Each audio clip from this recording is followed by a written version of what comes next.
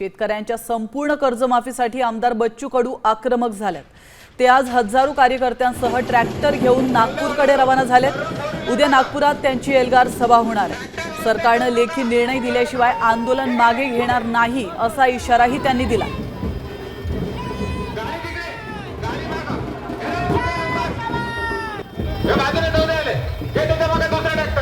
शेतकऱ्यांची संपूर्ण कर्जमाफी व्हावी, दिव्यांग, मेंढपाळ याच्या विविध मागण्यांसाठी घेऊन जे आहे ते उद्या नागपूर येथे बच्चू कडू यांचा महाएल्गार ट्रॅक्टर मोठे धडकणार आहे आणि त्यांच्या मूळ गावातून तो मोर्चाला सुरुवात झाली। आपल्यासोबत बच्चू कडू आहे। स्वतः पैसे खर्च करून शेतकरी याच्यात सामील झालेला आहे, कारण शेतकऱ्याला आता कळून चुकलं आहे।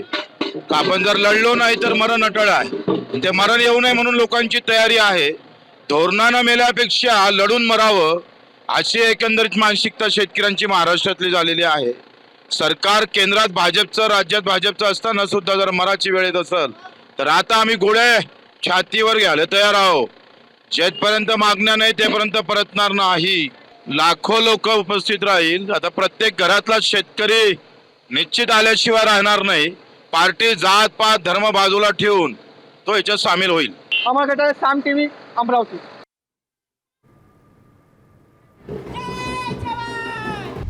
आता isakal.com आहे देशातील नंबर 1 ची मराठी न्यूज वेबसाईट। प्रत्येक अपडेटसाठी isakal.com ला नक्की भेट द्या।